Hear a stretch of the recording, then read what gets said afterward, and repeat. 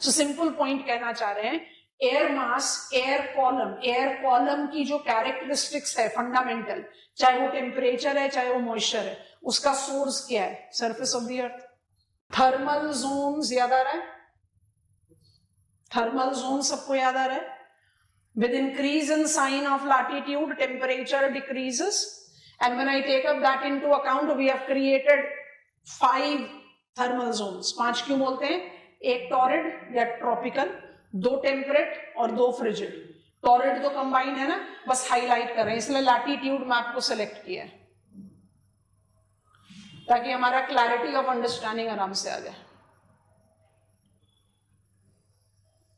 ये कौन सा बेल्ट हाईलाइट हो गया?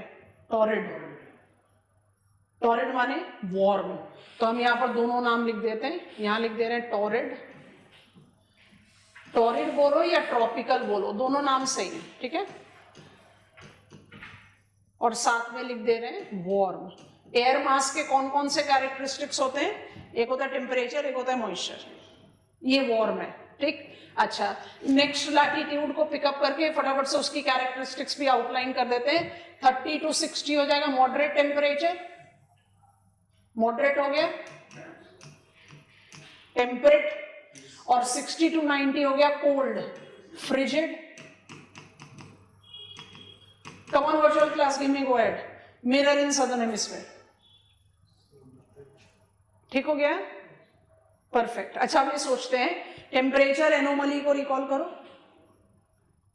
कर लिया?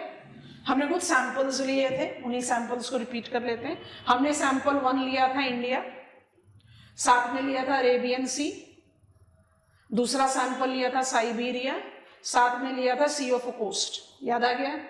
अप्लाई करते हैं। एयर मास का जो, and it goes with almost every topic of our syllabus, हम जिस चीज को नहीं समझ पाते हैं वो चीज डिफिकल्ट होती है। डिफिकल्ट या इजी एक बहुत ही, I'll say it is a very relative type term. I cannot justify to be having absolute meaning attached to it. आपको जिस समय तक जो चीज डराएगी वो आपको डिफिकल्टी लगेगी, जैसे ही आपने उसको ओवरकम कर लिया वो आसान हो गई। तो ये जो आपका जो टर्म है ना air mass, it's one of, और क्लाइमेटोलॉजी के तो maximum, because climatology is considered to be difficult part of physical geography, क्योंकि इसमें मैकेनिज्म जो है बड़े उलझे हुए से हैं। they give us a feel that it is too technical for me to handle, मुझे नहीं समझ में आ रहा, because they are immensely entangled with each other। उनको आप बस detangle कर दो, उससे आसान कुछ है ही नहीं। It just comes out with just the capacity to detangle। हम वही करने की कोशिश करें, तो ध्यान से सुनना, एयर मास का डेफिनेशन जितना मुश्किल है वो एक्चुअली समझने में उतना आसान है। इंडिया, अरेबियन सी, साइबेरिया, हमने इस पार्ट को लिया इसलिए यहां कंसिडर कर रहे हैं, एंड सी ऑफ कोस्ट, ये हमारे सैंपल थे। अच्छा, रिकॉल करना कि इंडिया और Siberia being land will always show extreme. Arabian Sea and Sea of coast being water will show equatable condition. ये repeated information हो गया। जहां पर हमने लाइन मार्क करे हैं उसके हिसाब से इंडिया और अरेबियन सी दोनों टॉरिड जोन में हैं, दोनों को वार्म होना चाहिए। क्या दोनों मॉइस्ट होंगे? नहीं। इंडिया के ऊपर, अभी थोड़ी देर पहले हम आपको सहारा डेजर्ट और अटलांटिक ओशन समझा रहे थे, आप बस उसको इंडिया और अरेबियन सी पे डाल दो। इंडिया के ऊपर जो एयर कॉलम है और अरेबियन सी के ऊपर जो एयर कॉलम है, दोनों फिजिकल कैरेक्टरिस्टिक्स डिफर करेगी। एक चीज जो स्टैटिकली डिफर करेगी वो ये है कि इंडिया के ऊपर जो एयर कॉलम है वो ड्राई होगा और अरेबियन सी के ऊपर जो एयर कॉलम है वो मॉइस्ट होगा, उसमें पानी, वाटर वेपर अवेलेबल होगा। Same static thing you can apply with Siberian sea of coast. रही बात टेम्परेचर की, तो आपको अप्लाई करना पड़ेगा टेम्परेचर एनोमली। अगर ये विंटर्स है तो Indian air column will be colder than Arabian C.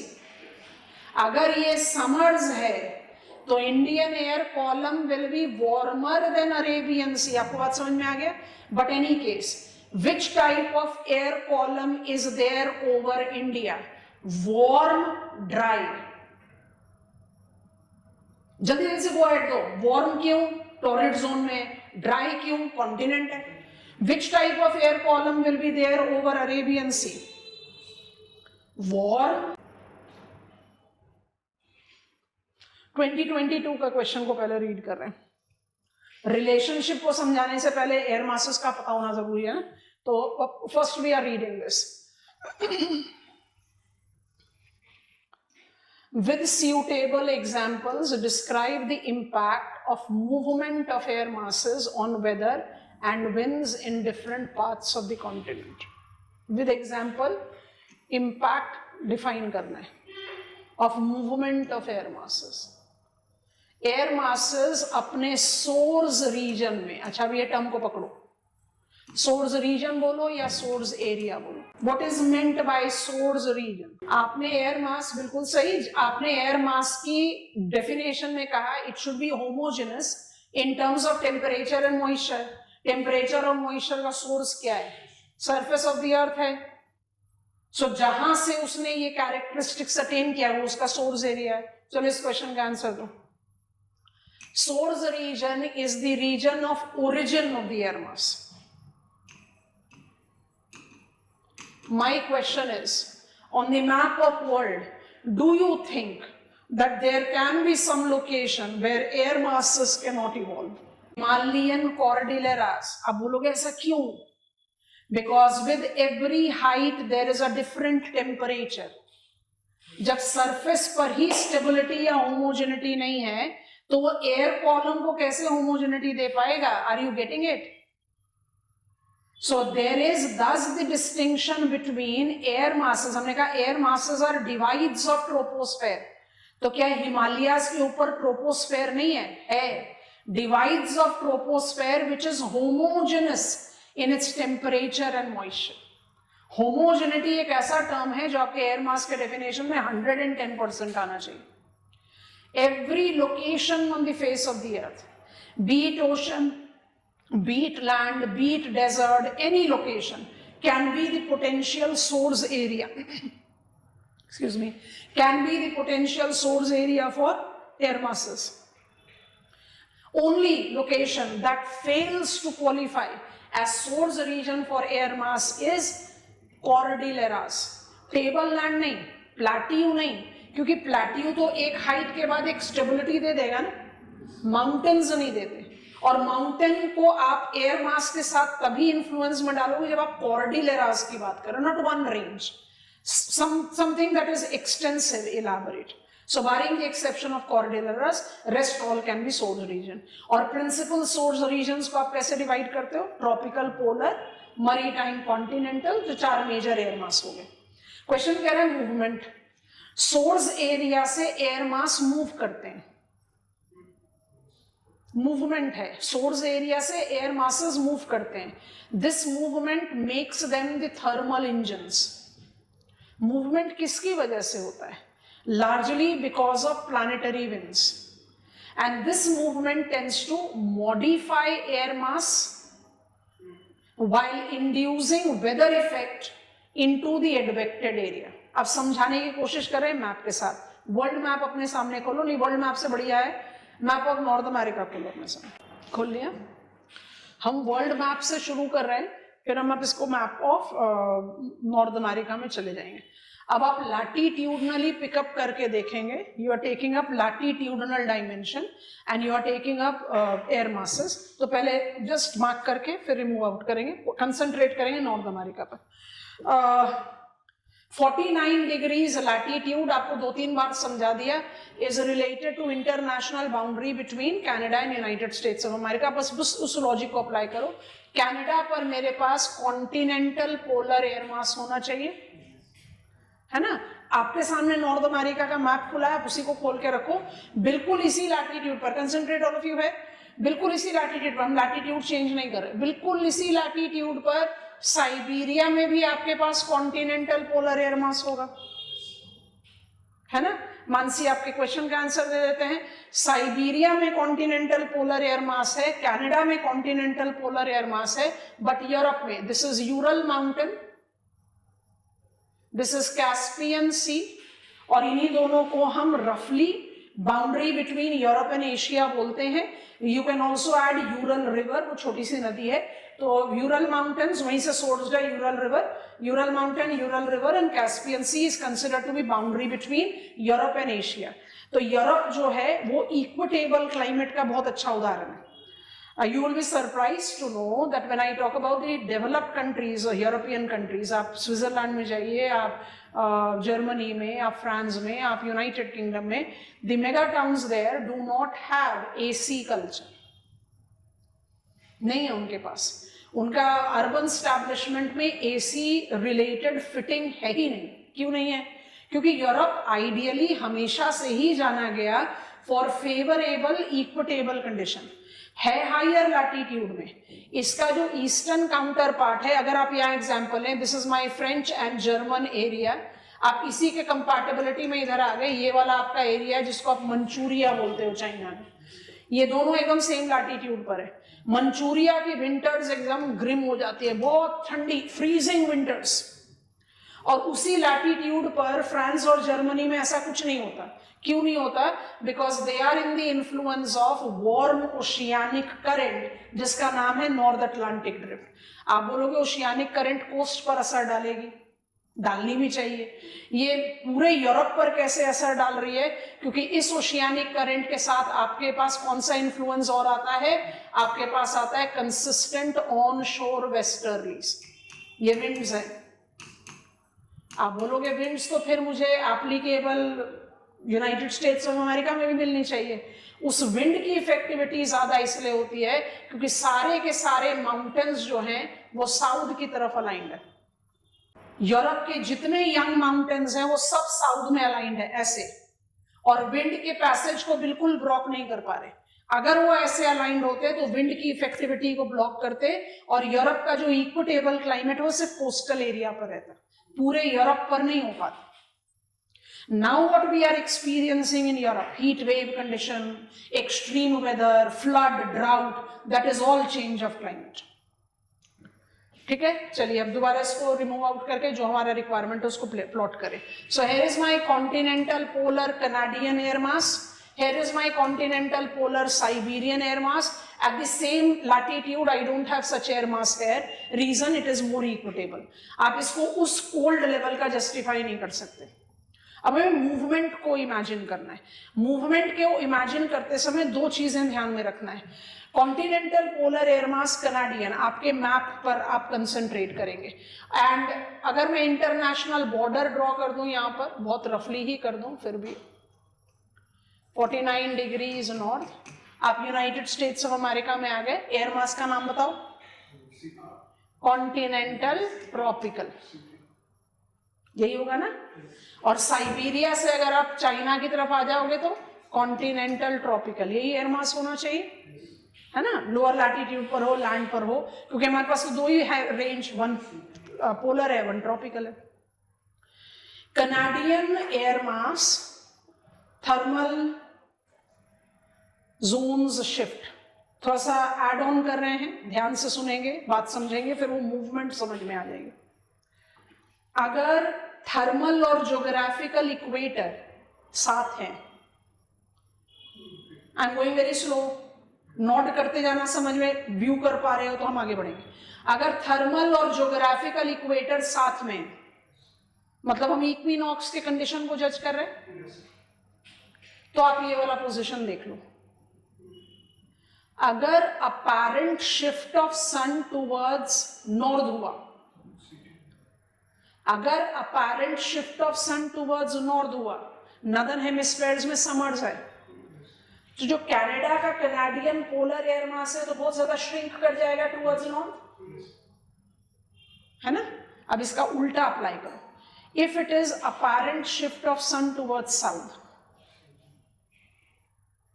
Canadian polar air mass will actually be extensive in entire Canada. Extend कर जाएगा ना, क्योंकि ज्यादा ठंडा पोजीशन रहेगा, क्योंकि सारा टेम्परेचर बेल्ट जो है वो apparent shift of sun north south के साथ ही तो शिफ्ट हो रहा है ना. I think it makes sense.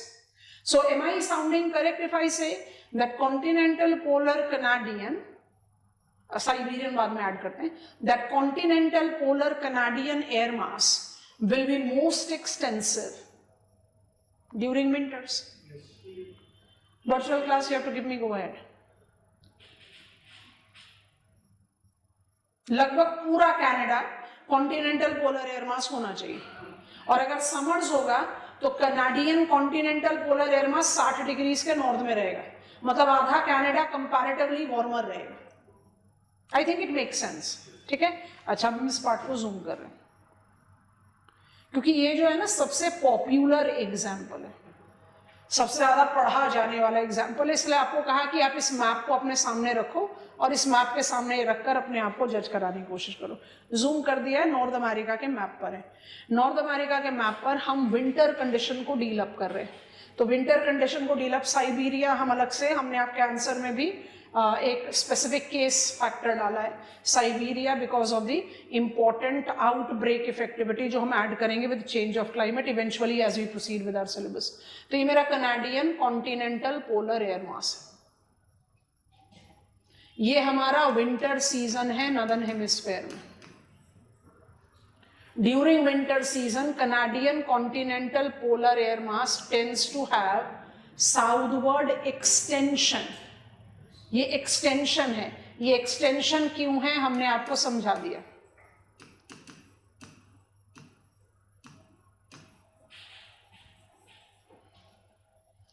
अब आप सोचे कि कॉन्टिनेंटल पोलर एयर मास मतलब the air mass which is cold and dry, and the air mass that I will be having in United States of America is continental tropical air mass. जब continental polar air mass है, cold and dry air mass है, तो उसका temperature और pressure क्या होगा? High pressure. और continental tropical air mass की जगह पर comparatively low pressure. Yes, no. Pressure difference tends to generate wind. Air mass have, question हमें solve करना है, air mass and its relation with local wind, air mass and its movement. Air mass जब pressure gradient generate कर देता है, then it causes source of wind. नाम सुना है हम सब ने. I am talking about blizzards. सुना है? एनसीईआरटी का डेफिनेशन है ब्लिजर्ड्स के लिए,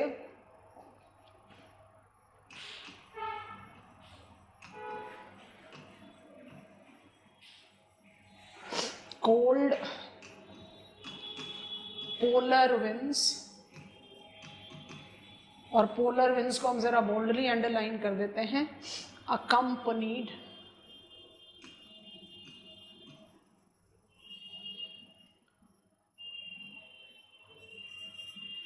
with powdery snow.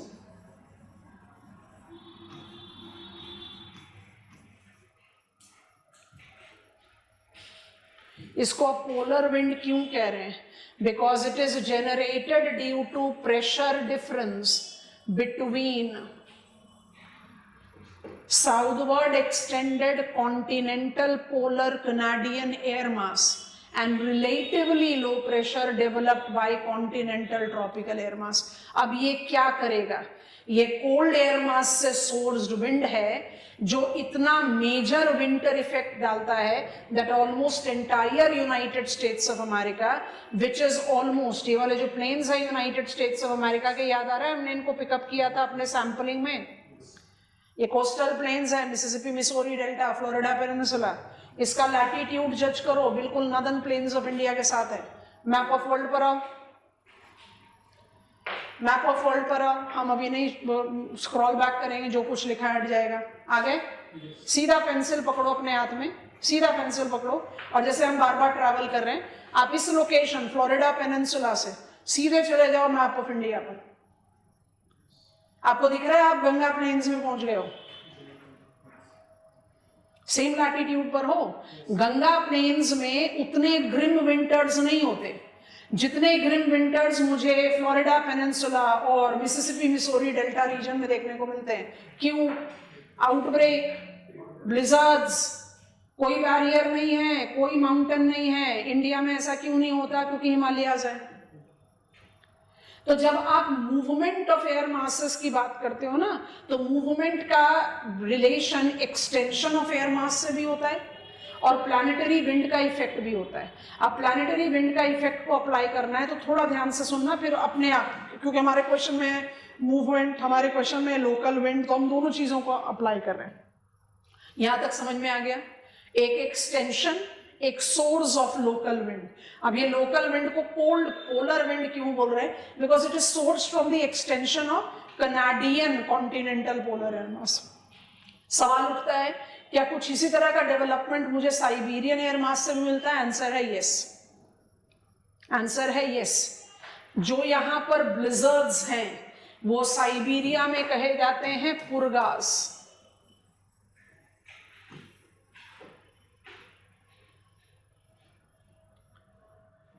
Local wind आपके सिलेबस का बहुत इंपॉर्टेंट टॉपिक है। हम इसको अलग अलग तरीके से पढ़ते हैं, बट यहाँ पर जो हम क्वेश्चन सॉल्व करना चाह रहे हैं, क्योंकि हम आपको एक बेसिक टर्म्स के साथ, जो एक सेट ऑफ टर्मिनोलॉजी उसके साथ फेमिलियर करवाना चाह रहे हैं, so it's important that you take that into account. Purgas are the same wind that we experience in China during winters as blizzards are experienced in USA. Source of purgas are Siberian air mass, as source of blizzards is Canadian air mass. समझ पा रहे हो? Come on, give me a confident go ahead बच्चों,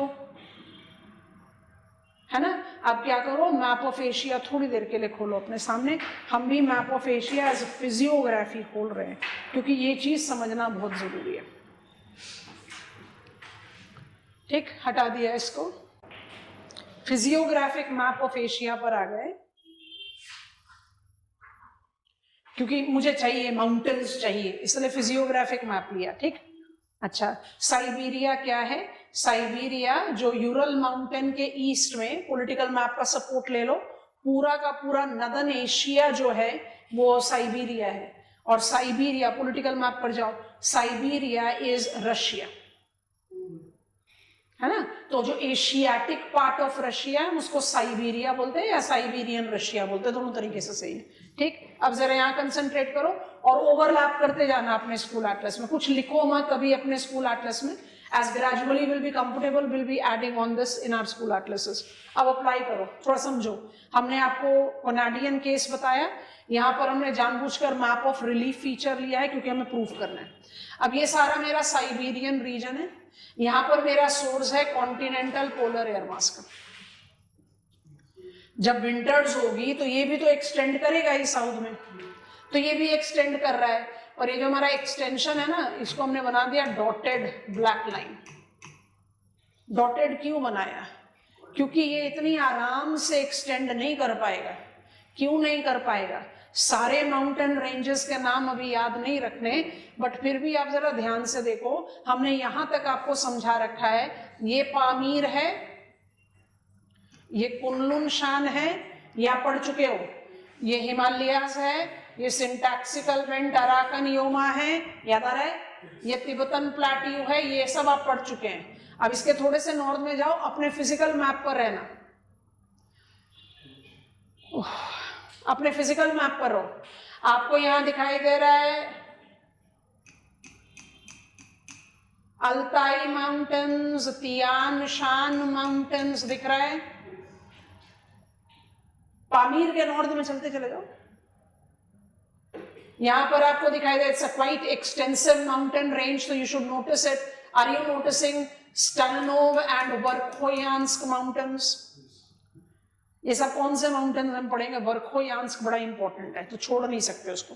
Tian Shan and Altai mountain, माने कम से कम 3 name तो हमें याद रहने ही चाहिए। वर्खोयांस्क, हैव यू फाउंड इट? है ना? अच्छा, ये बिल्कुल यहाँ पामीर के साथ में आपको Altai mountains and Tian Shan, this is Tian Shan, this is Altai mountains. मिल गया ना? ये 3 नाम याद रखने हैं, क्योंकि आप खुद से देखो तियान शान के साथ आप तकला मकान डेजर्ट को डिमार्केट कर रहे हो, है ना? Taklamakan desert is in Tarim basin. So ये इंटर नो से मोन्टेन डेजर्ट्स हैं, और इनके नाम मेरी नॉलेज में डेफिनेटली होना चाहिए। And when I take a preference of these names they are important. So अभी के लिए सिर्फ 3 नेम याद मत रखो लोकेशन पकड़ने के लिए। अब सोचो, Siberian air mass, just like Canadian counterpart, have its source area in the colder Siberian region. During winters, it tends to extend southward. However, because of mountains, technically बोले तो orography, because of mountains, it do not experience the same extension as Canadian counterpart. Same extension नहीं हो पाएगा। क्यों नहीं हो पाया? Because of orography, because of mountain. और हमने कहा भाई 1-2 नाम तो माउंटेन के जरूर से अपने दिमाग में पकड़ लो, तो आपने पकड़ लिया। सो ओरोग्राफी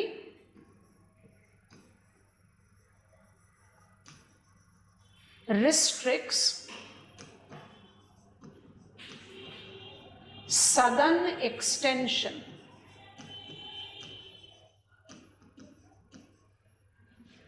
यहां तक सब क्लियर है?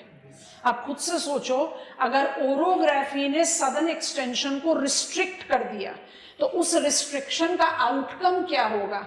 जो चाइना में कॉन्टिनेंटल ट्रॉपिकल एयर मास है, जो आपका यूनाइटेड स्टेट्स ऑफ अमेरिका में भी था, चाइना में जो आपका कॉन्टिनेंटल ट्रॉपिकल एयर मास है, उसका और साइबेरिया के एयर मास के बीच में टेम्परेचर डिफरेंस जो है वो स्ट्रॉन्ग होगा। माने ये कंपैरेटिवली गर्म ही रहेगा उसके मुकाबले में। यूएसए तो फिर ठंडा हो जाता है, तो इसका मतलब यहां पर प्रेशर डिफरेंस स्टीप होगा। ये होने के बावजूद भी पुरगास आर वीकर दैन ब्लिजर्ड्स। गजब है, हर चीज उल्टी होती जा रही है। छोड़ो सब, मैं आपको इधर आ जाओ। ये मेरा नॉर्थ अमेरिका है, my right palm is north America, my left palm is Siberia. जहां मेरी फिंगर्स हैं वो कनाडा है, यहां पर साइबेरिया है, यहां पर पाम इज यूएसए, यहां पर चाइना। ठीक, winters I have Canadian and Siberian air mass. ठीक, United States of America, China have continental tropical air mass. ठीक हो गया? अच्छा, जो कनाडियन एयर मास है विंटर्स में पूरे कनाडा को कवर कर रहा है, जो साइबेरियन एयर मास है विंटर्स में पूरे साइबेरिया को कवर करेगा। समर्स में बाय डिफॉल्ट इसको श्रिंक करना है। ये जब पूरे कनाडा को कवर कर रहा है, ये जब पूरे यूएसए को साइबेरिया को कवर कर रहा है, ये मुझे सिमिलैरिटी दिखाई दे रही है। अच्छा, जब ये साउथ की तरफ एक्सटेंड कर रहा है तो ये अपना इन्फ्लुएंस यूएसए पर ज्यादा डाल पाता है। क्यों डाल पाता है? क्योंकि कोई माउंटेन बैरियर ही नहीं है ना। ये चाइना पर इतना इन्फ्लुएंस नहीं डाल पाता, इसलिए नहीं कि साइबेरियन एयर मास कमजोर है, इसलिए कि उसको बैरियर मिल रहे हैं। आपको अपने मैप पे दिखाई दे रहे हैं कितने ब्राउन एंड येलो पैचेस दिख रहे हैं। और अगर आप यही physical map of north America देखो तो सारे माउंटेन्स वेस्ट में हैप्पीली सेटल्ड है, कोई बैरियर दे ही नहीं रहा। समझ में आया? तो जो कनाडियन एयर मास है उसने अपने प्रेशर ग्रेडियंट क्या हो जाएगा? प्रेशर डिफरेंस कम होगा ना। यूएस का एयर मास तो कंपैरेटिवली ठंडा होगा, तो मतलब कनाडा और यूएस के एयर मास में टेम्परेचर डिफरेंस कम होगा। साइबेरिया और चाइना के एयर मास में टेम्परेचर डिफरेंस ज्यादा होगा। जितना ज्यादा टेम्परेचर डिफरेंस उतना ज्यादा प्रेशर डिफरेंस, उतना स्ट्रॉन्ग विंड। पर यहाँ विंड भी वीक है क्योंकि बैरियर है भाई, माउंटेन्स हैं, आपके पास अनइंटरप्टेड पैसेज थोड़ी ना है। I hope you have understood. So कहीं से भी ये चीज मिस इंटरप्रेट नहीं करनी है। वेदर इट इज ब्लिजर्ड्स और it is purgas, they both are examples of those local winds which are generated by air masses. और उनके जनरेशन से क्या होता है? उनके जनरेशन से जो कोल्ड पोलर कंडीशंस हैं वो लोअर लैटिट्यूड तक एक्सटेंड करते हैं। तो चाइना की विंटर्स भी बहुत ज्यादा ग्रिम होती हैं, काफी ठंडी होती हैं, बट वो यूनाइटेड स्टेट्स ऑफ अमेरिका की तरह नहीं होती, because blizzards are more powerful than purgas, and being powerful is only to do with that they don't encounter orographic barrier. I hope you are understanding. But the study of air mass और air masses का effectivity, आपको air mass हमने जिस तरह से define कराया है ना, अगर आप उसी तरीके से उसको पकड़ के रखोगे तो आपको समझ में आ जाएगा कि air mass माने मेरा पूरा क्लाइमेटोलॉजी। अब एक और केस, एशिया का मैप है, इसी पर रहते हैं, फिर आंसर फ्रेम करेंगे। एयर मास को समझ गए, 2 मिनट का काम था।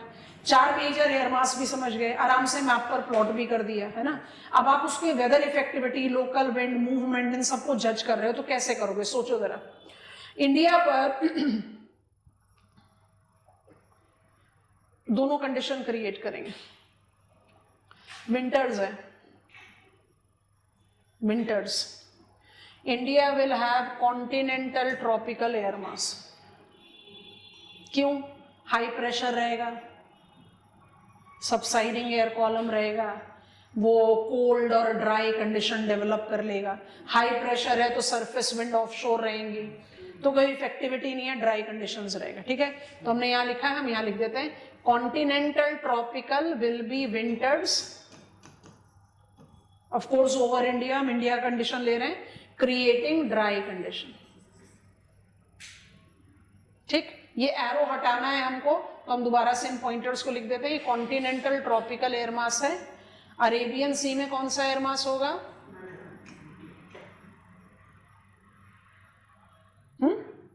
प्लीज अप्लाई करो अपनी knowledge of monsoon.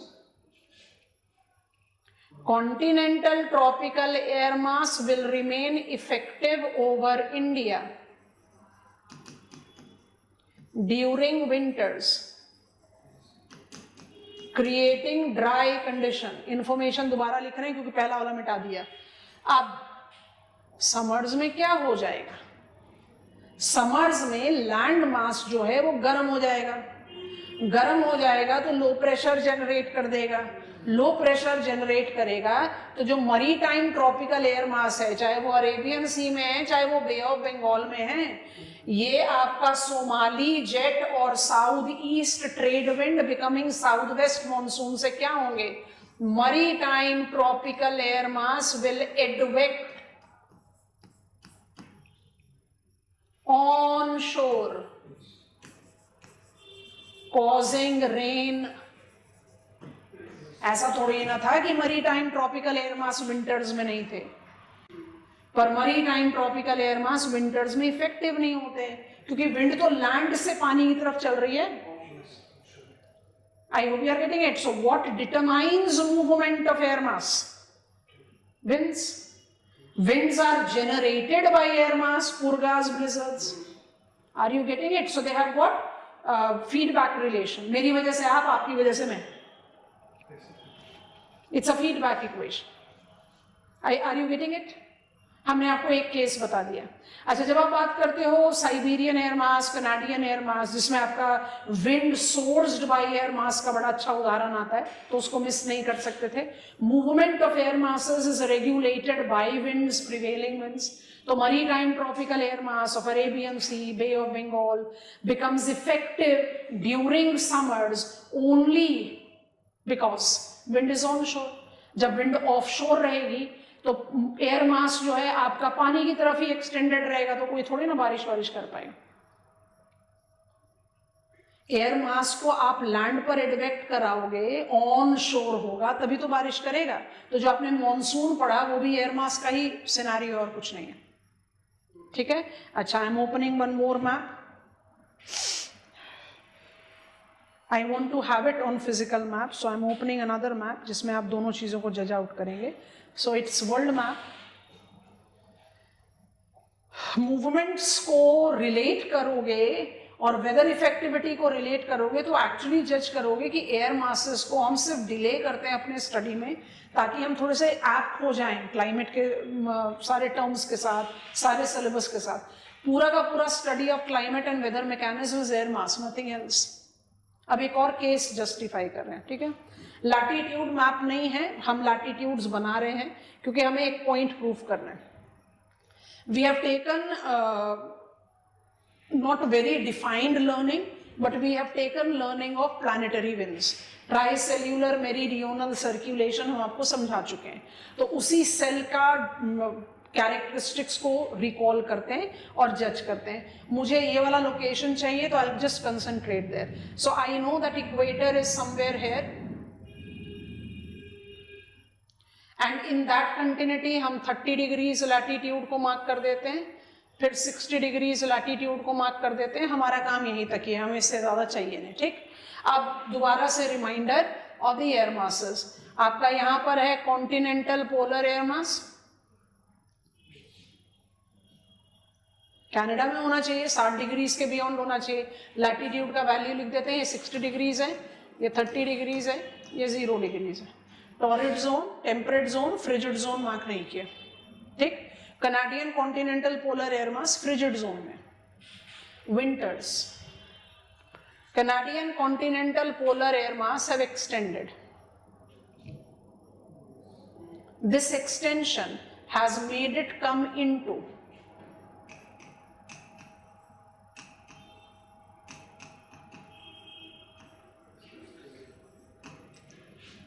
Westerlies belt. जब तक वो एक्सटेंड नहीं करेगा तब तक वो वेस्टर्लीज बेल्ट पर नहीं आएगा, क्योंकि कनाडियन पोलर एयर मास का लोकेशन क्या है, 60 पैरेलल के बियॉन्ड है ना। ये वाला यहाँ पर छोटा सा डायग्राम बना देते हैं। ये वाला जियोइड का डायग्राम आपने ट्राइसेल्यूलर मेरिडियोनल सर्कुलेशन में पढ़ा है। 0 से 30, 30 से 60 और 60 से 90 अप्लाई कर दो। यहाँ ट्रेड विंड्स हैं, यहाँ वेस्टर्लीज है, यहाँ पोलर विंड्स है। आपको बात समझ में आ गया? तो वेस्टर्लीज का बेल्ट कौन सा है, 30 से 60। आपका कॉन्टिनेंटल पोलर एयर मास का लोकेशन कहां पर है, बियॉन्ड 60। जब तक वो एक्सटेंड नहीं करेगा तब तक वो वेस्टर्लीज के बेल्ट पर आएगा नहीं। अब आपने उसको एक्सटेंशन दे दिया, एक्सटेंशन दे दिया तो वो वेस्टर्लीज के बेल्ट पर आ गया। अब वेस्टर्लीज को प्लॉट कर देते हैं। वेस्टर्लीज का मूवमेंट है ऐसा। अभी थोड़ी देर पहले आपको यूरोप के क्लाइमेट के लिए भी इसका मेंशन करके हमने बताया था। जैसे ही Canadian continental polar air mass और for that matter Siberian continental polar air mass south की तरफ एक्सटेंड करके वेस्टर्लीज के बेल्ट पर आता है, वेस्टर्लीज विंड उन्हें एडवेक्ट कराती हैं। I am writing it here, advects towards east. आप साउथ में एक्सटेंड हुए और वेस्टर्लीज आपको लेकर जा रही है ईस्ट की तरफ, क्योंकि वेस्टर्ली वेस्ट से ईस्ट की तरफ चल रही है। क्या होगा, क्या होगा? आप एकदम ठंडे लैंड से प्लैनेटरी विंड के इन्फ्लुएंस में नेबरिंग अटलांटिक ओशन में पहुंच रहे हो। टेम्परेचर एनोमली हम सब ऑलरेडी जानते हैं। आपका लैंड सुपर कोल्ड है, नेबरिंग वाटर वार्म होगा। जब Canadian continental polar air mass planetary wind के इन्फ्लुएंस से आर्कटिक ओशन के पास पहुंचती है, it tends to create turbulent weather sequence, bomb cyclone, excessive snowfall. सब सुन रहे हो ना पिछले कुछ सालों से। ये क्या है? It is a development of front generating squally weather. Squally weather माने टर्ब्यूलेंट वेदर। तो ये मूवमेंट किसकी वजह से हुआ? प्लैनेटरी विंड की वजह से। इससे पहले जो मूवमेंट बता रहे थे वो किसकी वजह से हो रहा था? Regional wind, monsoon. ये जो फ्रंट यहां बनता है, फ्रंट मतलब क्या होता है? When two contrasting air converges. Front का क्या मतलब होता है? दो लड़ने वाली आर्मी एक दूसरे के आमने सामने है। अब तो खैर आर्मी का टाइम ही नहीं रह गया, अब तो मिसाइल हो गया। Iran war has given us this, but conventional domain में जाओ, दो आर्मीज आमने सामने है, उनके बीच में जो अभी बफर जोन उसको आप फ्रंट बोल रहे हो। ये दोनों आर्मी को आप इमेजिन करें, दो डिफरेंट एयर मासेस। अगर इनके बीच का कैरेक्टरिस्टिक्स ज्यादा डिफरेंट नहीं है, मतलब दोनों ही वार्म है, एक मॉइस्ट है एक ड्राई है, तो उनके कन्वर्जेंस में फ्रंट इतना स्ट्रांग नहीं होगा। जितना ज्यादा कंट्रास्ट होगा उतना लंबा फ्रंट चलेगा। फ्रंट क्या है? Front basically is buffer between two converging air mass and that buffer will be strong if the contrast is strong. और यहां कंट्रास्ट तो इमेंस है, ये सुपर कोल्ड और सुपर ड्राई एयर मास है, और बगल में क्या होगा? Super warm and super wet air mass. इतना ज्यादा कंट्रास्ट में क्या करोगे? ऐसा फ्रंट बनाओगे जहां वार्म एयर मास राइज करेगी, बारिश करेगी, पूरा का पूरा eastern coast of north America, चाहे वो नोवा स्कोटिया है, this is Newfoundland, this is Nova Scotia, this is Long Island, ये सब बारिश एक्सपीरियंस करते हैं ड्यूरिंग विंटर्स। एक्चुअली बारिश नहीं, snowfall. They experience snowfall. Precipitation is a collective term applied to denote rainfall, drizzle, snowfall, सब कुछ। यहां पर ज्यादा स्नोफॉल होता है। तो आपको ये समझाने की कोशिश कर रहे हैं कि एयर मास कुछ आउट ऑफ बॉक्स चीज नहीं है। अब इसी मैप पर यहां पर अप्लाई करो। Which is the air mass? Quickly help. Which is the air mass that you think will be applicable over Sahara Desert? ये मेरा सहारा डेजर्ट है, कॉन्टिनेंटल ट्रॉपिकल। कभी सोचकर देखा है कि ये मेरा अटाकामा डेजर्ट है? पहले भी बताया था। और बिल्कुल इसी लैटिट्यूड में यहां आ जाओगे तो ये आपका नमिब डेजर्ट है। इसी लैटिट्यूड में बिल्कुल यहां आ जाओगे तो ये आपका ग्रेट ऑस्ट्रेलियन डेजर्ट है। इसमें जो अटाकामा डेजर्ट है वो ड्राइएस्ट डेजर्ट है, 12 सेंटीमीटर रेनफॉल एनुअली। अब सवाल दिमाग में ये आता है कि हम नॉर्मली ये कहते हैं कि Kerala is much wetter than Telangana. Kerala का जो कंडीशन है वो वेट है compared to Telangana. Answer question, इसका रीजन क्या है? भाई केरला कोस्ट पर है, तेलंगाना कॉन्टिनेंटल है, तो Kerala by default will be experiencing more rain. अब इसी रैशनल के साथ हम अटाकामा डेजर्ट पहुंच गए। अटाकामा डेजर्ट ये रहा, यहां लिख दिया नाम, पहले भी आपको इसके बारे में बता चुके हैं। अटाकामा तो पैसिफिक ओशन का नेबर है। पैसिफिक ओशन तो largest ocean of the world है। मेरी तो बात ही नहीं समझ में आती कि मेरा neighbour largest ocean of the world है और हम driest desert of the world है। हम driest desert of the world है। हम क्यों डेजर्ट हैं? In spite of coastal location, because we are permanent location of continental tropical air mass. अब ये परमानेंट का क्या मतलब होता है? अब कंपेयर करना है। अब ये बेसिक अंडरस्टैंडिंग अवेयरनेस है। चाहे अटाकामा डेजर्ट को ले लो, चाहे सहारा डेजर्ट को ले लो, ये ड्राइएस्ट डेजर्ट है, ये लार्जेस्ट डेजर्ट है। आप किसी भी केस को ले लो। चलो हम लार्जेस्ट से शुरू करते हैं, फिर ड्राइएस्ट पर अप्लाई कर देंगे। कॉन्टिनेंटल ट्रॉपिकल एयर मास आपके कॉन्टिनेंटल ट्रॉपिकल लैंड, मतलब ट्रॉपिकल लैंड मासेस पर होंगे। डेजर्ट्स पर डेजर्ट क्यों है? वो सैंडी सर्फेसेस, सैंड। अब ऐसे कंपेयर करते हैं, सैंड, लैंड, वाटर। अभी तक हमारे स्टडी में हम वाटर और लैंड को कंपेयर करते हुए आ रहे थे, अब हम सैंड को भी कंपेयर कर लेते हैं। लैंड और वाटर को जब कंपेयर करते हैं तो हम कहते हैं भाई land shows extreme and water maintains.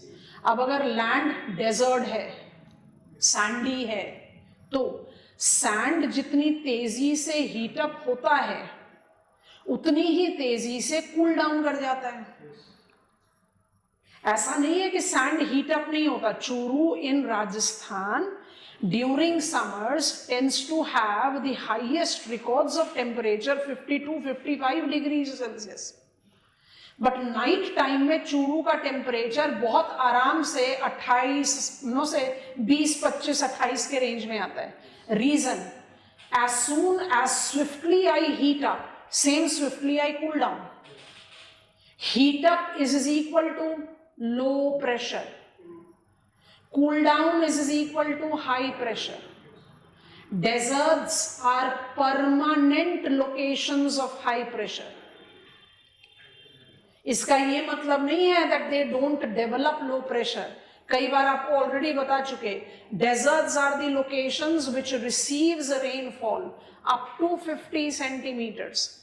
But वो 50 सेंटीमीटर का रेनफॉल ना डिपेंडेबल नहीं है, अचानक से होता है और फिर गायब हो जाता है। जो कल हमने आपको मॉनसून का पैराडॉक्स बताया ना ह्यूमन इंटरफेरेंस से, बारिश मॉनसून फेल है कि सक्सेस है बोलना ही बड़ा मुश्किल हो जाता है, क्योंकि मॉनसूनल टेन्योर कम हो गया और एक ही बार में सारा का सारा पानी बरस गया तो ज्यादा प्रॉब्लम क्रिएट करेगा ना, rather than giving you the benefit. वही चीज सोचो, जितनी सडनली सैंड हीट अप होता है और लो प्रेशर जनरेट करता है, तो जो पास के मरी टाइम ट्रॉपिकल एयर मास हैं वो एडवेक्ट तो होंगे, एडवेक्ट होके बारिश भी करेंगे, बट जितनी तेजी से वो गर्म हुआ उतनी तेजी से वो ठंडा भी हो गया, तो वो कंसिस्टेंसी ऑफ प्रेसिपिटेशन नहीं हो पाएगा ना।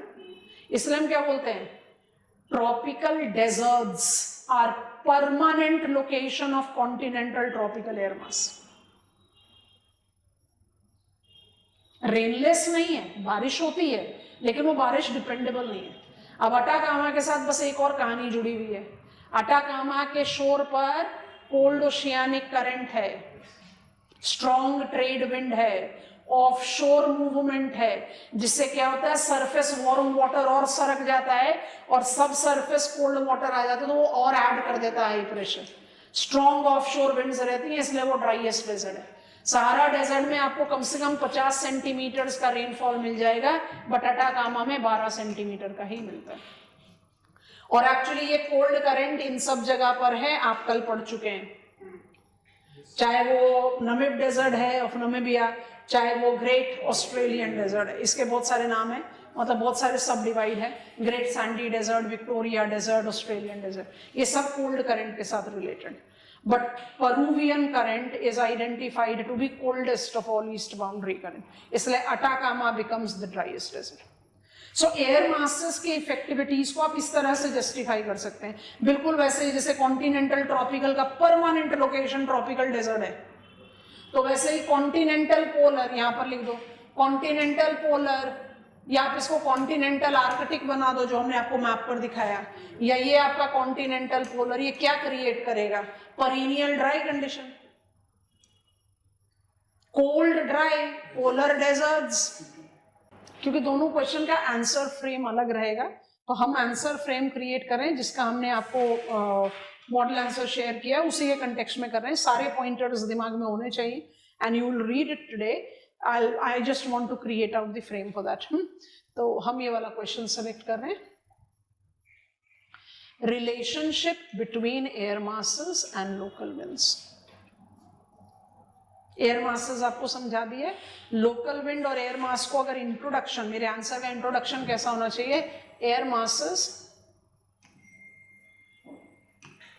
डेफिनेशन बता चुके हैं, 3 dimensional homogeneous masses of air, वो जरूर लिखो, आर एट मैक्रो प्लानिटरी और सिनॉप्टिक स्केल, और लोकल, अगर मैक्रो लिखा है यहाँ लोकल लिखा ही हुआ है तो माइक्रो लिख लोगे, पर जब ब्लिजर्ड्स की बात होती है तो आप उसको कनाडा से सोर्स करके यूएसए तक ले जा रहे हो, तो सिर्फ माइक्रो लिखना अपने आप में इनसफिशिएंट हो जाता है, तो माइक्रो और मेसो स्केल, मतलब ये प्लानिटरी स्केल पर नहीं जाएगा। एयर मास को आप प्लानिटरी स्केल पर अप्लाई करते हो और लोकल विंड्स को आप लोकल माने माइक्रो स्केल, और you can extend it to the meso scale factor. Question कह रहा है explain the relationship between air masses and local wind. I begin my answer by saying that air masses are 3-dimensional homogeneous masses of air, where homogeneity is measured in terms of 2 physical properties, temperature and moisture. We have the effect of air masses at the planetary, synoptic or macro level. In comparison, local winds are the surface winds that are identified at local, that is micro level, can have its effectivity up to mesoscale. So आपने एक over wholesome introduction दे दिया। Question कह रहा है explain the relationship, तो relationship को develop करने का demarcation लेना है, बनाते हैं, आपको ऑलरेडी समझा चुके हैं। I want to go to board।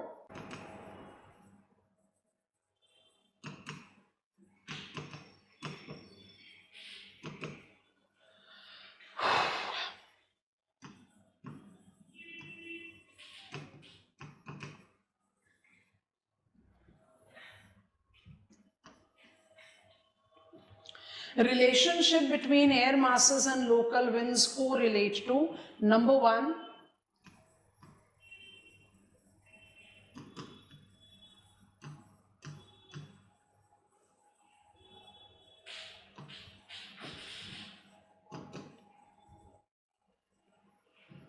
number 2,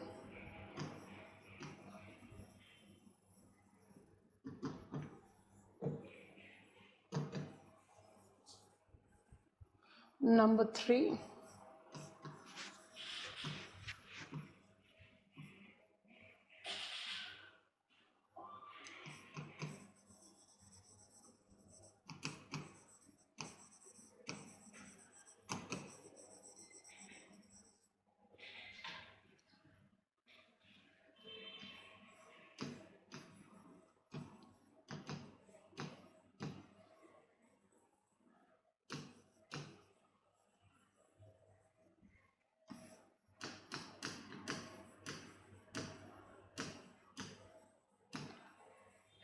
ये आपको बताया नहीं इसलिए स्टार मार्क के साथ लिख दिया। पहले फ्रेम कॉपी डाउन कर लो। आंसर आपके पास है, टेक्निकल टर्म्स इन्वॉल्व हैं, आप उसको रीड करना पर पहले समझ जाएंगे तो रीड करेंगे तो हम आराम से उसको हैंडल आउट कर सकते हैं। जब हम बात कर रहे हैं मॉडिफायर ऑफ एयर मास, तो मॉडिफायर क्या होगा? जब उसकी advection effectivity when it moves from one location to other and create out the development of modification. This modification के लिए आप क्या क्या डिमार्केट कर सकते हैं? एक को बोलते हैं कैटाबैटिक, एक one of the very pet terms of the question paper setter, और दूसरा आप एसोसिएट करते हैं all catabatic winds are not descending but all descending winds are catabatic. दोनों में डिफरेंस है तो हम बताएंगे। and then we are having descending winds. अब इसमें नाम लिख देते हैं। जब आप कोरिलेट करते हो कैटाबेटिक, यू एसोसिएट इट विद, और सिग्निफिकेंट है, काफी पॉपुलर एग्जांपल्स हैं। सो आई हैव गॉट बोरा, और डिसेंडिंग में तो more popular cases I have already talked about Chinook, अच्छा एग्जाम्पल है। एंड ट्रांजिटर और transferor of air mass and it's characteristics, तो यहाँ पर आपके सारे पॉपुलर एग्जाम्पल्स फिट इन हो जाते हैं। इंडिया से आप लू ले लीजिए, सऊदी अरेबिया सारा डेजर्ट को ही कंसिडर करते हैं, लार्जेस्ट है, सारे मेजर हरमटन, एंड हम दो को ले रहे हैं कि इफेक्टिविटी अलग हो जाएगी इसलिए खामसन, क्योंकि आपसे लोकल विंड्स के साथ एसोसिएशन पूछ रहा है, तो you are taking local winds in the reference. पहले लिख लीजिए और हमें गो अहेड दीजिए, हम आपको समझा रहे हैं आपने क्या इसको जस्टिफाई करना। I have given examiner introduction saying that air masses are three-dimensional homogeneous masses of air and local winds are the surface winds that are applicable at micro or maximum mesoscale, क्योंकि कुछ areas जैसे हमने अभी पढ़ा पुरगास या blizzards, they are having more than half of the continental extension, तो आप उसको एकदम माइक्रो लेवल पर नहीं कह सकते। What is the relationship between air masses and local winds? Air masses can be source area of local winds. Air masses can be advected by local winds, and air masses can be modified by local winds. तो आप relationship को 3 category में divide कर दे रहे हैं, और 3 category में divide करके आप अपने एग्जांपल्स को जस्टिफाई करेंगे। तो सबसे पहले से शुरू करते हैं, क्योंकि वहां पर आपके लोकल विंड्स जो हैं वो एक्चुअली मेसो स्केल पर जाते हैं, तो अच्छा है कि स्केल का कंसिडरेशन रखें और पहला हमेशा उसी को लिखें, बाकी आप आराम से बदल सकते हैं sequence. Okay, shifting it here समझा चुके हैं सारा। पहला वाला केस तो ज्यादा मुश्किल नहीं है, बट फिर भी इसको हाईलाइट कर रहे हैं। And I want all of you to one more time open map of world in front of you. Origin at the boundary of the air mass, हमने आपको ब्लिजर्ड समझा दिया, पुरगास समझा दिया, पूरा डिटेल्स में समझा दिया। इसकी वजह से क्या हो रहा है, आप जो एयर मास की जो कैरेक्टरिस्टिक्स है उसको काफी बड़े एरिया तक एक्सटेंड कर पाते हो। अगर ब्लिजर्ड्स नहीं होता तो यूनाइटेड स्टेट्स ऑफ अमेरिका में इतनी ग्रिम ठंड नहीं पड़ती। चाइना में इतनी ग्रिम ठंड नहीं पड़ती। ऑफ कोर्स चाइना की जो ठंड है वो यूएसए के मुकाबले में कंपैरेटिवली वीकर है। पुरगास के बहुत सारे वेरिएंट्स हैं। पुरगास को ब्लैक ब्लिजर्ड्स बोलते हैं जब वो तारिम बेसिन में एक्सपीरियंस किया जाता है। अभी थोड़ी देर पहले ही आपने देखा तारिम बेसिन को। तारिम बेसिन तकला मकान डेजर्ट है, तो जहाँ डेजर्ट होगा वहाँ सैंड पार्टिकल्स ज्यादा होंगे, तो जब आप विंड चल रही है तो अपने साथ सैंड पार्टिकल्स भी उड़ा के लेकर जा रही है, तो it tends to create that dusty environment, इसलिए उसको ब्लैक ब्लिजर्ड्स भी बोलते हैं। तो आपको ये सारे नाम दिखेंगे। पैम्परोज ऐड करते हैं, ठीक है। आप साउथ अमेरिका में मैप ऑफ वर्ल्ड में है, हम भी आ जाए क्या मैप पर? चलो हम भी आ जाते हैं मैप पर। पैम्परोज आपको समझाते समय नहीं इंक्लूड किया था, but I think you can add that, और हमारे क्वेश्चन का आंसर भी दे देना, डिसअपॉइंट मत करना। बाकी सब ट्रूली एट स्मॉलर स्केल है। पुरगास, पैम्परोज और ब्लिजर्ड्स को आप काफी बड़े स्केल पर अप्लाई कर सकते हो। एरोज मार्क कर दे रहे हैं। ये है मेरा, ये हुआ ब्लिजर्ड ZARD, ये हुआ मेरा ब्लैक ब्लिजर्ड, क्योंकि इसका जो कॉम्पोजिशनल कैरेक्टरिस्टिक्स है इसको आप पुरगा भी बोलते हैं, और ये रहा आपका पुरगास, और ये रहा मेरा pamperos. Pamperos is experienced in Argentina, Uruguay. Countries का लोकेशन नहीं पता तो political map of South America में देख लो या पॉलिटिकल मैप ऑफ वर्ल्ड में देख लो, ये अर्जेंटीना है, ये यूरुग्वे है ना। So it is experienced in Argentina, it is experienced in Uruguay, majorly in Argentina. मेरा आप लोगों से सवाल है, it is same wind as blizzard, as purga, आप लोगों का क्या टेक है? हमने समझा कि ब्लिजर्ड जो है वो बहुत स्ट्रॉन्ग है, तो हम कहते हैं ना that it is actually originating from air mass and can extend colder condition to the lower latitude. तो ब्लिजर्ड पुरगास से ज्यादा स्ट्रॉन्ग है, हम रीजन समझ चुके। पैम्परोज को कहाँ रखोगे? ब्लिजर्ड के बराबर रखें, पुरगा के बराबर रखें, दोनों से ज्यादा स्ट्रॉन्ग रखें, या दोनों से वीक रखें? क्या लगता है आपको, क्या होना चाहिए? क्यों होगा वीक? शाबाश, very good. What is the source of pamperos? Antarctica. Just like blizzards, blizzards इतने स्ट्रॉन्ग इसलिए हैं कि सारे माउंटेन इधर है। पैम्परोज भी उतने ही स्ट्रॉन्ग हो सकते हैं क्योंकि सारे माउंटेन इधर है, कोई बैरियर नहीं है। लेकिन पैम्परोज पुरगास से भी वीक होते हैं, क्योंकि भाई एंटार्क्टिका से साउथ अमेरिका आने के लिए आपको सदर्न ओशन क्रॉस करना पड़ेगा ना, लैंड की कंटिन्यूटी थोड़ी ना है। I hope you are understanding. But it has the capacity of creating, no say, grim winters will be wrong term here, much colder winters. And one more thing to all of us to remember. जब blizzards और पुरगास experience किए जाएंगे तब पैम्परोज exist नहीं करेगा, because जब northern hemisphere में winters है तो सदर्न हेमिस्फेयर में समर्स होती है। ये सब बेसिक चीजों को कभी भी अपने दिमाग से हटाना नहीं है, और ये बेसिक चीजें आपके दिमाग में स्टिक तभी करेंगी जब आप इसको अनविशा, यू वर राइट, शाबाश। Mountain cordilleras are parallel to blizzards and pamperos. Yes, both blizzards and pamperos are having uninterrupted movement because mountain barrier is not there. But pamperos proves out to be weaker as it doesn't have continuity of land. I think this is comfortable. तो जब आप बात कर रहे हो air masses category 1, जो आ जाते हैं बोर्ड पर, origin at the boundary of the air masses, extending the characteristics of air masses, मेरे पास ये 3 है।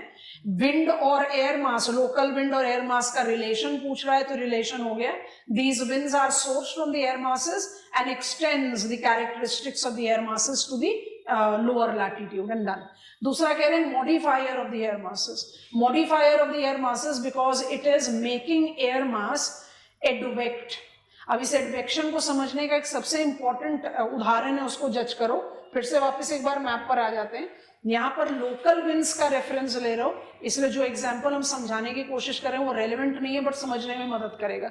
अभी थोड़ी देर पहले हमने समझा कि कॉन्टिनेंटल पोलर एयर मास, ये प्लैनेटरी विंड का केस है, but I just want to make one point. तो कॉन्टिनेंटल पोलर एयर मास जब तक वेस्टर्लीज के बेल्ट पर नहीं आएगा तब तक ये एडवेक्ट नहीं होता टुवर्ड्स ईस्ट। एडवेक्ट हो गया टुवर्ड्स ईस्ट तो यहाँ पर फ्रंट क्रिएट करके बारिश करता है, तो वेस्टर्लीज उसको यहाँ पर थोड़ी रोक कर छोड़ेगी, वेस्टर्लीज तो उसको एडवेक्ट कराती जाएगी और एडवेक्ट करा के उसको यूरोप तक लेकर आएगी। अब आप खुद सोचो, जो एयर मास यहां से चलना शुरू हुई थी एज कोल्ड एंड ड्राई, जब तक वो यूरोप के पास पहुंचेगी वो तो पूरी तरह से मॉडिफाई हो चुकी होगी। वो क्या हो जाएगी? Moist and warm. Are you understanding? पर यहां तो वेस्टर्लीज जो है वो प्लैनेटरी विंड है, तो वो तो मेरा केस नहीं बन सकता इस आंसर राइटिंग में, क्योंकि लोकल विंड के साथ पूछ रहा है। पर इससे हम अपने दिमाग में एक बड़ा अच्छा सा इम्प्रिंट बना सकते हैं that when air masses moves in the effect of wind and are advected to the newer location, वो न्यूअर लोकेशन की कैरेक्टरिस्टिक्स को तो एप करने लगेगा, क्योंकि एयर मास की जो दोनों ही कैरेक्टरिस्टिक्स है वो आती कहां से है? सरफेस ऑफ अर्थ से ही तो आती है।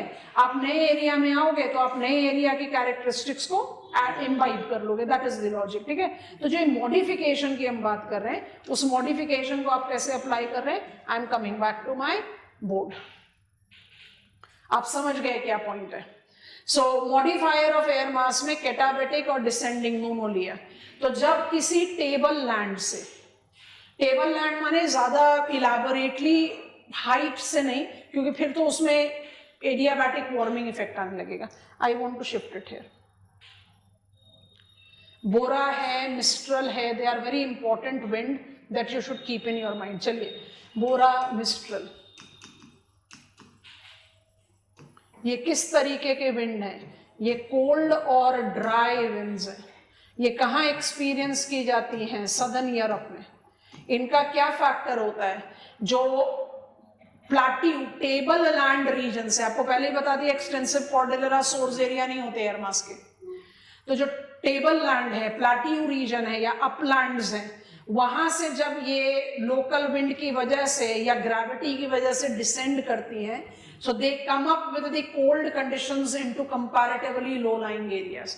तो जो मिस्ट्रल और बोरा है वो सदर्न यूरोप में काफी मेजर विंटर कंडीशंस डेवलप कर देता है because of these winds. What these winds are doing? These winds are transferring the cold characteristics of higher altitude to the foot location.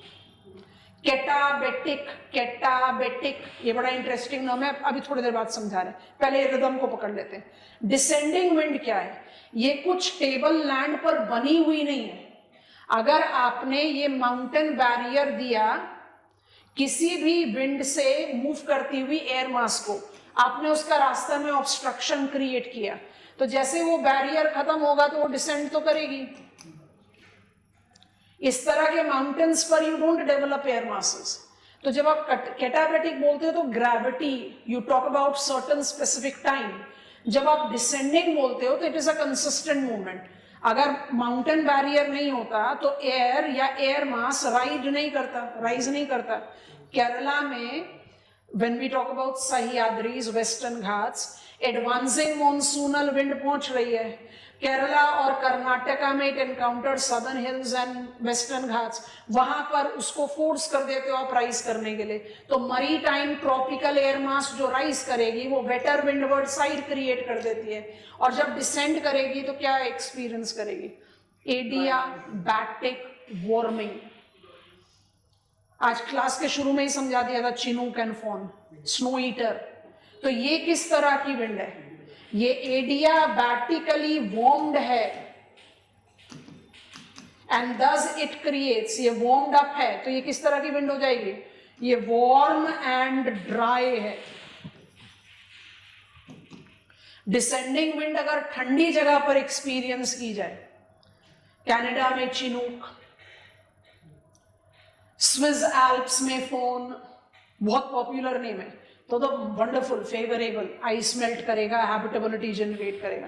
पर अगर ये कैलिफोर्निया जैसे स्टेट में आ जाए, तो ईरान जैसे कंट्री में आ जाए, तो आप ऑलरेडी हॉट हैं, आप ऑलरेडी ड्राई हैं, और आपकी डिसेंडिंग विंड और ज्यादा हॉट ड्राई कंडीशन क्रिएट कर रही है। आपने नाम सुना होगा सांता आना, dreaded wind. California forest fire एक कंसिस्टेंट फॉरेस्ट फायर हो गया, खत्म ही नहीं हो रहा, और शामून ईरान में एक्सपीरियंस किया जाता है। तो I can have local winds that can modify the air mass, और मॉडिफिकेशन ऑफ एयर मास में मिस्ट्रल और बोरा इतना मेजर केस नहीं होते जितना चिनूक या फोन होते, क्योंकि आप जो कैरेक्टरिस्टिक्स ऑफ एयर मास है उसको टोटली मोल्ड कर दे रहे हो। आप लिख सकते हो, but this is more important. And when I talk about transmitter of air masses, तो जो एयर मास के कैरेक्टरिस्टिक्स है उसको आप कहां कहां लेकर जा सकते हो। तो air mass, great Indian desert, सारा डेजर्ट का छोटा वर्जन, सारे साल भर कौन सा एयर प्रेशर रहेगा? High pressure. समर्स में अचानक से लो प्रेशर जरूर बनेगा, पर वो मेंटेन नहीं कर पाएगा। इसलिए ग्रेट इंडियन डेजर्ट में भी annual amount of precipitation 50 centimetre तक हो, बट एरिडिटी है। During summers, when entire northern plains of India is heated up and is low pressure, Great Indian Desert do develops high pressure. Churu में जितनी जल्दी गर्म हुआ उतनी जल्दी ठंडा हो गया, तो जो प्रेशर डिफरेंस बनता है वही तो मंथ ऑफ अप्रैल में लू को जनरेट करता है। लू चलेगी कहाँ से? मरुस्थली से। एक्सपीरियंस कहाँ की जाएगी? It will be experienced in Haryana national capital territory. वो क्या कर रही है? वो एयर मास की कैरेक्टरिस्टिक्स को ट्रांसमिट कर रही है। वो क्या करती है? Heat wave condition, heat stroke as health hazard. Reason, आप ऑलरेडी स्क्रॉचिंग हीट में है और आपके पास हॉट ड्राई विंड और चली आ रही है, तो ये एयर मास की कैरेक्टरिस्टिक्स को एनहांस करती है। जो चीज लू है हमारे कंट्री में, यहां पर जूम अप कर रहे हैं, जिसको आप लू बोलते हो हमारे कंट्री में, वो इंडियन कंटेक्स्ट में बहुत इंपॉर्टेंट है, बट ग्लोबल कंटेक्स्ट में डेफिनेटली लू, मरुस्थली। मरुस्थली ये छोटे से पार्ट ऑफ वेस्टर्न राजस्थान में, उसके मुकाबले में सहारा डेजर्ट बड़ा अच्छा केस हो जाता है। सहारा डेजर्ट के मैंने आपको 2 लोकल विंड्स यहाँ लिखवाए हैं, जब लोकल विंड्स पढ़ेंगे तो और भी ऐड कर देंगे, पर अभी के लिए तो ये मेरा सहारा डेजर्ट है, लार्जेस्ट डेजर्ट समर्स में। अब ये सुनने में ही बड़ा कंट्राडिक्टिंग लगता है कि सहारा डेजर्ट है और समर्स में हाई प्रेशर है, क्योंकि होता क्या है, समर्स हुआ, सडन हीटिंग हुआ, सैंडी डेजर्ट है, जितनी जल्दी हीटअप हुआ उतनी जल्दी ठंडा तो हो गया, पर जब बहुत तेजी से हीटअप हुआ था उस समय क्या हुआ? इतनी तेजी से हीटअप हुआ उसने लो प्रेशर बना दिया। लो प्रेशर बनाएगा तो चारों दिशा से विंड दौड़ती हुई आएंगी, पूरा का पूरा सरफेस सैंडी है, जितनी तेजी से विंड आएंगी वो क्या करेंगी? आएगी, लो प्रेशर है और राइज करेंगी। तो जब आ रही हैं और राइज कर रही हैं तो सारे सैंड पार्टिकल्स को टॉस अप ही तो करेंगी। उसी कंडीशन को क्या बोलते हैं? Dust devils. खुली आंख बैठ नहीं सकते आप। और जब वो डस्ट डेविल, अब जितनी जल्दी से गर्म हुआ उतनी जल्दी से ठंडा हो गया। जैसे ही ठंडा हुआ, डस्ट डेविल ने ऑलरेडी इतने सारे एरोजोल डस्ट पार्टिकल्स एटमॉस्फेयर में छोड़ दिए। सैंड भी जल्दी से ठंडा हो चुका, और सैंड के ठंडा होने के साथ साथ आपके एटमॉस्फेयर में बहुत सारे डस्ट पार्टिकल्स आ गए। डस्ट पार्टिकल्स क्या रोल प्ले करते हैं? स्कैटर करते हैं इनकमिंग सोलर रेडिएशन को। जब स्कैटर करेंगे तो अटेनमेंट तो रुकेगी। दोनों चीजों को कंबाइन कर दो, है समर्स और यहां पर बना हुआ है हाई प्रेशर, और हाई प्रेशर बनेगा तो एयर मास हमारा है continental tropical. Continental tropical air mass की कैरेक्टरिस्टिक्स क्या होगी? Hot and dry. उसी की एक्सटेंशन आप एक्सपीरियंस करते हो, ये वाला एरिया। हम इसको रिमूव करके दोबारा से लिखेंगे। ये जो बेल्ट है ना, ये वाला बेल्ट, मैप ऑफ अफ्रीका खोल लो अपने सामने, ये मेरा गल्फ ऑफ गिनिया है। अफ्रीका का मैप खुलेगा जल्दी से।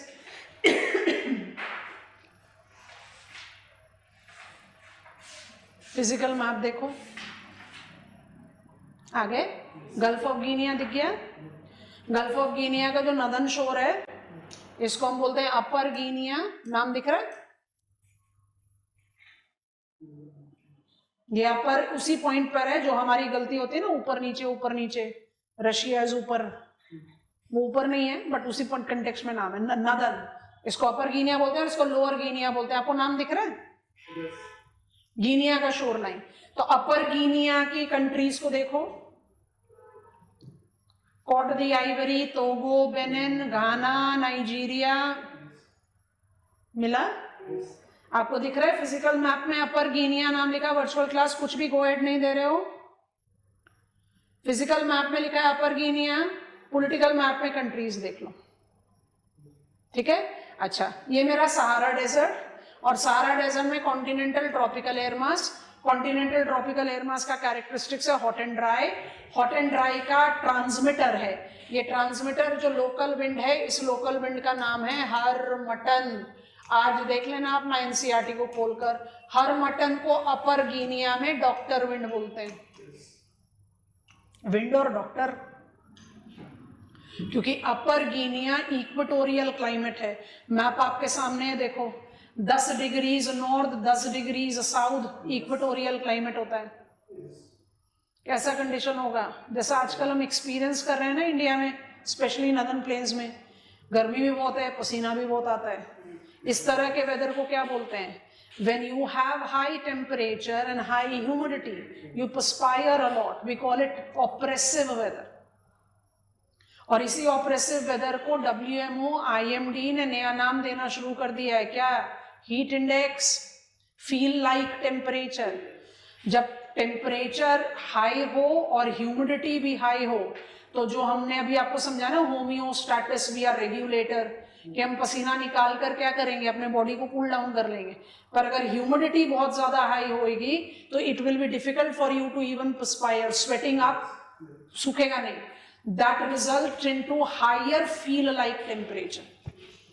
तो आप सोचो कि अपर गिनिया में कैसा कंडीशन होता है, हॉट, मॉइस्ट, ऑप्रेसिव वेदर, और उसमें चली आएगी हॉट ड्राई विंड। तो हॉट ड्राई विंड क्या करेगी?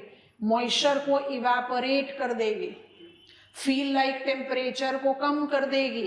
तो it will B welcomed both bye humans and animals, इसलिए इसको डॉक्टर विंड बोलते हैं। और अगर यही सेम विंड आप एक्सपीरियंस कराओगे कोस्टल इजिप्ट में, कोस्टल लिबिया में, इस विंड का नाम हो जाएगा खामसिन। खामसिन इज एज गुड एज लू ऑफ आवर कंट्री। ये हीट वेव कंडीशन डेवलप करेगी, हीट स्ट्रोक जैसा हेल्थ हजार्ड क्रिएट कर देगी, क्योंकि आप ऑलरेडी गर्म हो और आपको और गर्म हवा मिल रही है। तो ये दोनों एयर क्या कर रही है, दोनों लोकल विंड्स क्या कर रही हैं, ये एयर मास की कैरेक्टरिस्टिक्स को ट्रांसमिट कर रही है। सो ट्रांसमिटर भी हो सकता है, वेरिएबल डेवलपर भी हो सकता है, उसकी इफेक्ट की वेरिएशन को, और एयर मास को खुद मॉडिफाई करने वाला भी हो सकता है। ये लोकल विंड और एयर मास का रिलेशन है, और ये इतना मुश्किल काम नहीं है, क्योंकि when we talk about local winds और when we talk about air mass, they are part and parcel of ever circulating atmospheric circulation. बस आपको स्केल का डिफरेंस अप्लाई करना है।